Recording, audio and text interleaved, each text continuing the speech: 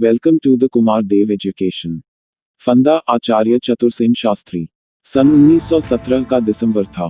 भयानक सर्दी थी। दिल्ली के दरीबे मोहल्ले की एक तंग गली में एक अंधेरे और गंदे मकान में 3 प्राणी थे। कोठरी के एक कोने में एक स्त्री बैठी हुई अपने गोद के बच्चे को दूध पिला रही थी, परंतु यह बात सत्य नहीं है। उसके स्तनों का प्रायः सभी दूध सूख गया था और उन बेदूध का स्तनों को बच्चा आंख बंद किए चूस रहा था। स्त्री का मुंह परम सुंदर होने पर भी इस वक्त जर्द और सूखा हुआ दिखाई दे रहा था। यह स्पष्ट ही मालूम होता था कि उसके पहले शरीर का सिर्फ अस्थि पंजर ही रह गया है। गाल पिचक गए थे, आंखें धंस गई थीं और उनके चारों ओर नीली रेखा पड़ गई थी तथा ऊंट मुर्दे की तरह विदीर्ण हो गए थे। मानो वेदना और दरिद्रता मूर्तिमय होकर उस स्त्री के आकार में प्रकट हुई थी। ऐसी उस माता की गोद में वह कंकालाविष्ट बच्चा अधमुर्दा पड़ा था। उसकी अवस्था 8 महीने की होगी, पर वह 8 सप्ताह का भी तो नहीं मालूम होता था। स्त्री के निकट ही एक 8 वर्ष का बालक बैठा हुआ था, जिसकी देह बिल्कुल सूख गई थी और इस भयानक सर्दी से बचाने के योग्य उसके शरीर पर एक चिथड़ा मात्र वस्त्र था। वह चुपचाप भूखा और बदहवास मां की बगल में बैठा टुकुर टुकुर उसका मुंह देख रहा था। इनसे 2 हाथ के फासले पर 3 साल की बालिका पेट की आग से रो रही थी। जब वह रोते रोते थक जाती अथवा चुपचाप आंख बंद करके पड़ जाती थी, पर थोड़ी देर बाद वह फिर तड़पने लगती थी। बेचारी असहाय अबला विमूढ़ बनी अतिशय विचलित होकर अपने प्राणों से प्यारे बच्चों की यह वेदना देख रही थी। कभी कभी वह अत्यंत अधीर होकर गोद के बच्चे को घूर घूर कर देखने लगती। 2-1 बूंद आंसू ढरक जाते और कुछ अस्फुट शब्द मुख से निकल पड़ते थे, जिन्हें सुन और कुछ कुछ समझकर पास बैठ बालक को कुछ कहने का साहस नहीं होता था। इस छोटे से परिवार को इस मकान में आए और इस जीवन में रहते 5 मास बीत रहे थे। 5 मास प्रथम यह परिवार सुखी और संपन्न था।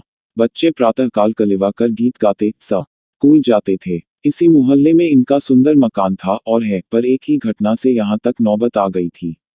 इस परिवार के कर्णधार एकमात्र स्वामी, बच्चों के पिता और दुखिया स्त्री के जीवन धन मास्टर साहब, जिन्हें सैकड़ों अमीरों और गरीबों के बच्चे अभिवादन कर चुके थे, जो मोहल्ले के सुजन, हंसमुख और नगर भर के प्यारे नागरिक और सार्वजनिक नेता थे, आज जेल की दीवारों में बंद थे। उन पर जर्मनी से षड्यंत्र का अभियोग प्रमाणित हो चुका था और उन्हें फांसी की सजा हो चुकी थी। अब अपील के परिणाम की प्रतीक्षा थी।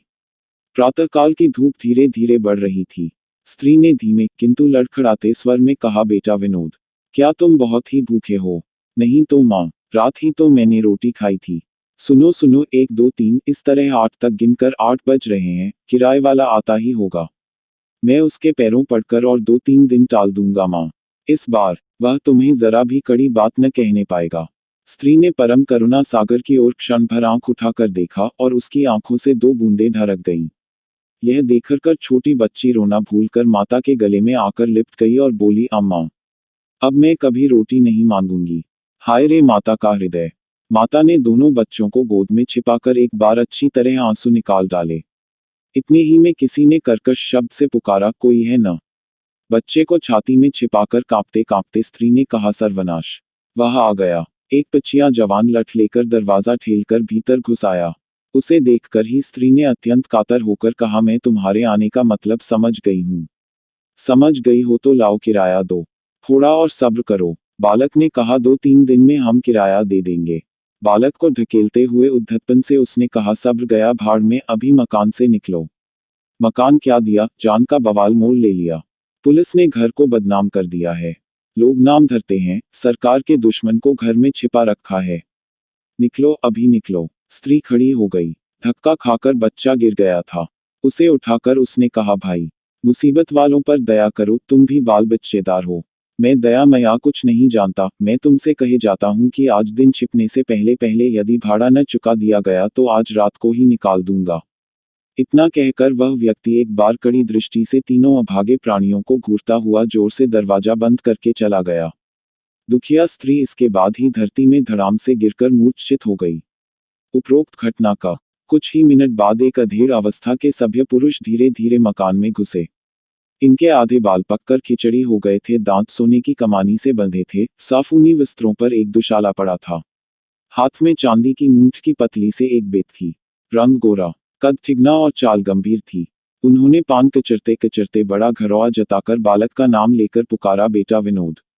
विनोद ने गर्दन उठाकर देखा, बच्चे की माता ने सावधानी से उठकर अपने वस्त्र ठीक कर लिए।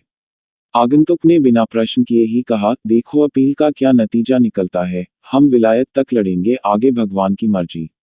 स्त्री चुपचाप बैठी रही, सब सुनकर न बोली, न हिली डुली। इस पर आगंतुक ने अनावश्यक प्रसन्नता मुख पर लाकर कहा, क्यों रे विनोद, तेरा मुंह क्यों उतर रहा है? क्यों बहू, क्या बात है, बच्चों का यह हाल बना रखा है? अपना तो जो कुछ किया सो किया, इस तरह जान खोने से क्या होगा? तुमसे इतना कहा, मगर तुमने घर छोड़ दिया, मानो हम लोग कुछ हैं ही नहीं। भाई सुनेंगे तो क्या कहेंगे? मैं परसों जेल में मिला था, बहुत खुश थे। अपील की उन्हें बड़ी आशा है। तुम्हें भी खुश रहना उचित है। दिन तो अच्छे बुरे आते हैं और जाते हैं। इस तरह सोने की काया को मिट्टी तो नहीं किया जाता। इतनी लंबी वक्तृता सुनकर भी गृहिणी न बोली, न हिली डुली। वह वैसी ही अचल बैठी रही। आगंतुक ने कुछ रुककर 2 रुपये न काल कर बच्चे के हाथ पर धर दिए और कहा, लो बेटा, जलेबियां खाना। बच्चे ने क्षण भर माता के मुख की ओर देखा और तत्काल हाथ खींच लिया। रुपये धरती पर खन से बज उठे। बच्चा पीछे हटकर मां का आंचल पकड़कर खड़ा हो गया। आगंतुक रुपये उठाकर उन्हें फिर से देने को आगे बढ़ा। गृहिणी ने बाधा देकर कहा, रहने दीजिए, वह जलेबी नहीं खाता। हम गरीब विपत्ति के मारे लोग हैं, एक टुकड़ा रोटी ही बहुत है। पर आप कृपा करें तो या तो उन्हें बैंक के हिसाब में से मकान के हिस्से को आड़ करके कुछ रुपये मुझे उधार दे दीजिए। उन्हें बैंक के हिसाब में तो बिना उनके दस्तखत के कुछ मिलेगा नहीं, फिर मुझे मालूम हुआ है कि वहां ऐसी कुछ रकम है भी नहीं। रहा मकान, सो उसका तुम्हारा वाला हिस्सा रहन रखकर ही तो मुकदमा लड़ाया है, मुकदमे में क्या कम रकम खर्च हुआ है? गृहिणी चुप बैठी रही। आगंतुक ने कहा, मैं अपने पास से जो कहो दे दूं। तुम्हें कितने रुपये चाहिए? गृहिणी ने धीमे स्वर में कहा, आपको मैं कष्ट नहीं देना चाहती। मैं क्या गैर हो गया?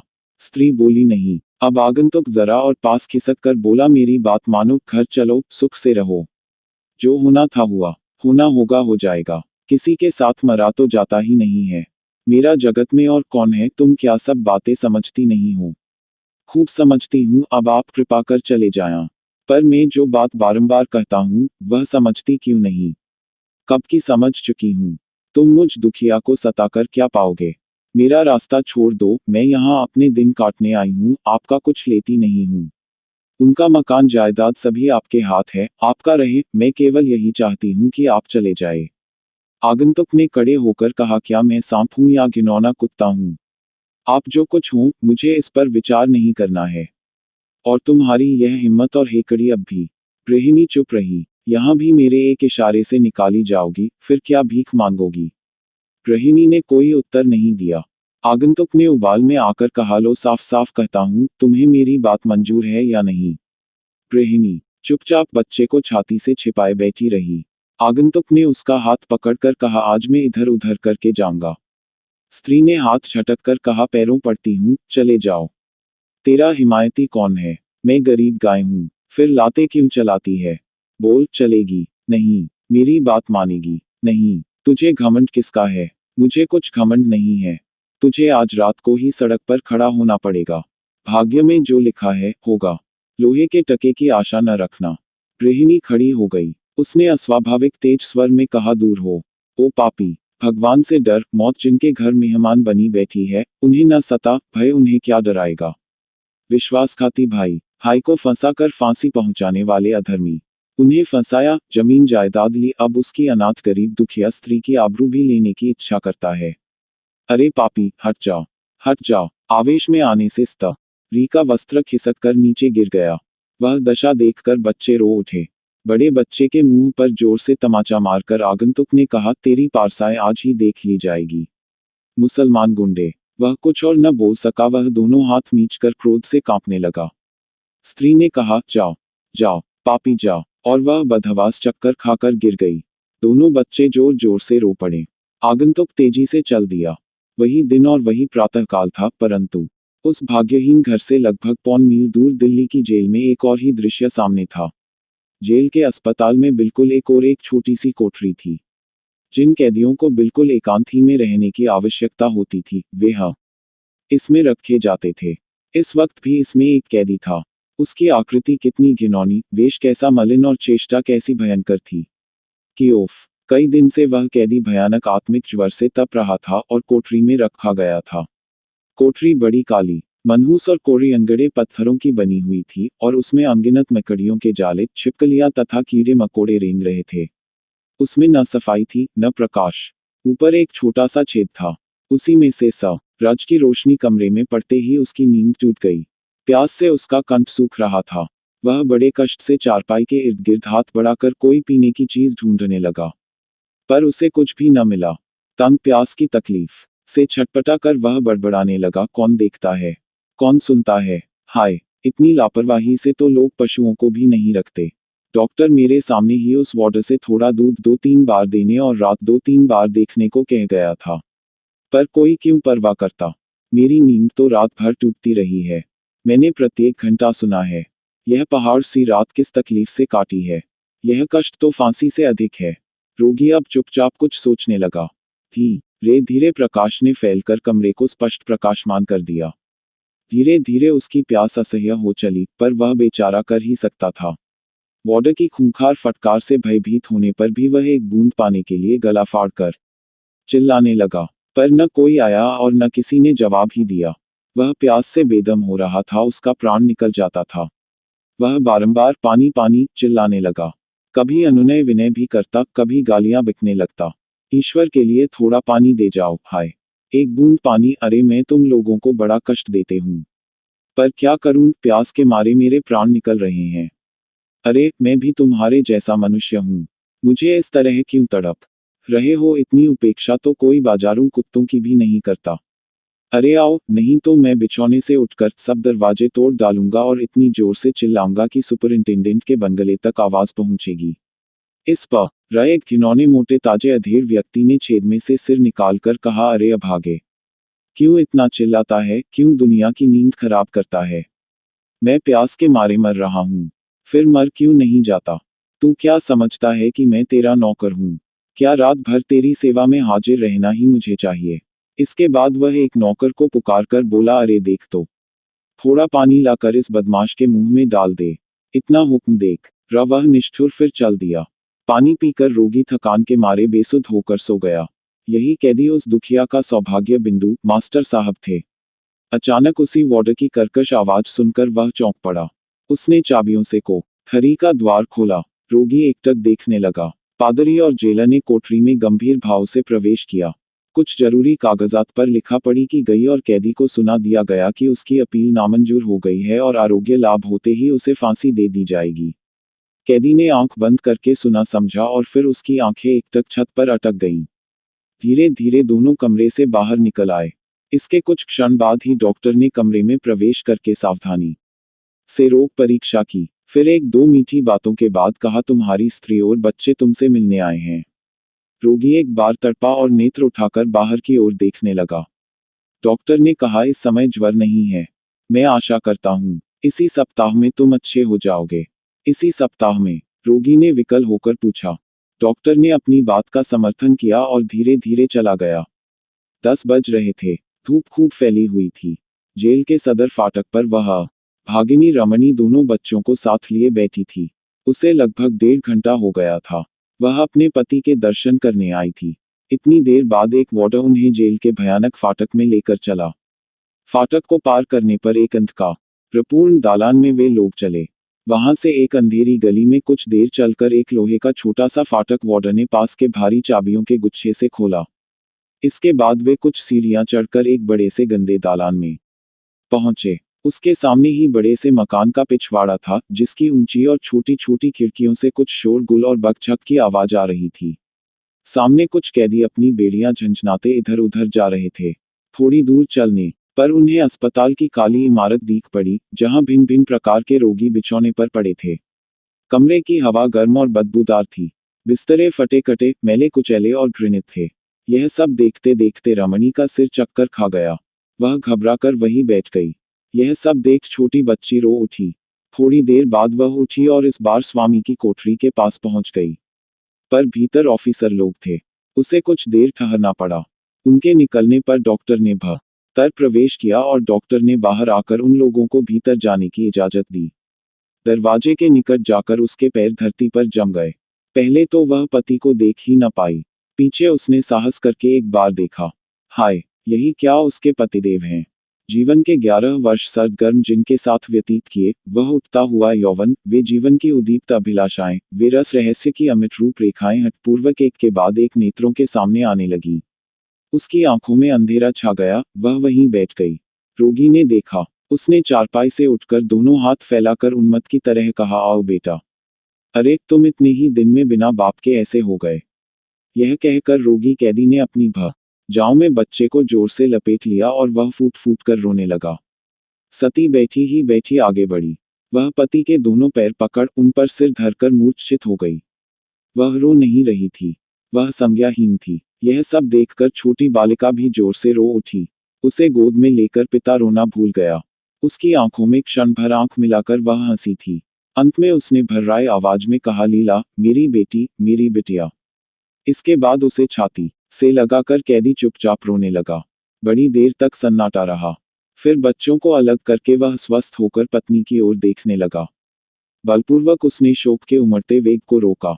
उसने क्षण भर आकाश में दृष्टि करके एक बार सर्वशक्तिमान परमेश्वर से बल याचना की। फिर उसने मधुर स्वर में कहा, इतना अधीर मत हो, ध्यान से मेरी बात सुनो। रमणी ने सिर नहीं उठाया। पति ने धीरे धीरे उसके सिर पर हाथ फेरते हुए कहा, नादानी न करना, वरना इन बच्चों का कहीं ठिकाना नहीं है। ईश्वर पर विश्वास रखो, मेरा विनोद बड़ा होकर तुम्हारे सभी संकट काटेगा।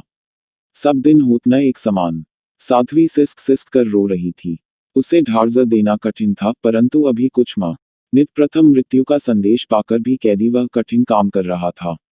वह पूछना चाहती थी, क्या अब कुछ भी आशा नहीं है, परंतु उसमें बोलने और पति को देखने तक का साहस न था। समस्त साहस बटोर कर उसने एक बार पति की ओर आंख भर कर देखा।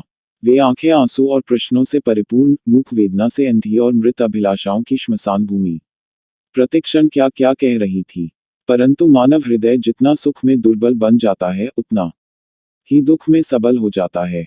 मास्टर साहब ने उसका हाथ पकड़कर कहा, अब इस तरह मुझे देखकर इस दशा में काया न बनाओ। तुम बच्चों की माता हो। जैसे पति की पत्नी रही वैसे ही बच्चों की मां बनना। प्रतीक्षा करो, तुमने मुझे कभी नहीं ठगा, अब भी न ठगना। सती की वाणी फटी। उसने कहा, स्वामी जी, मुझे सहारा दो। मैं चलूंगी, नहीं, मैं चलूंगी। एक अति मधुर उन्माद उसके होठों पर फड़क रहा था। मास्टर साहब विचलित हुए। उन्होंने संकोच त्याग धीरे से उस उन्मुख उन्माद का एक सरल चुंबन लिया। वह वासनाहीन, इंद्रिय, विषय और शरीर भावना से रहित चुंबन क्या था। दो अमर तत्व प्रतिबिंबित हो रहे थे। मास्टर साहब ने कुछ कहने की इच्छा से होंठ खोले थे, पर वार्डन ने कर्कश आवाज में कहा, चलो, वक्त हो गया। रोगी कैदी ने मानो धाक खाकर एक बार उसे देखा और कहा, जरा और ठहर जाओ भाई। हुक्म नहीं है, कहकर वह भीतर घुस आया।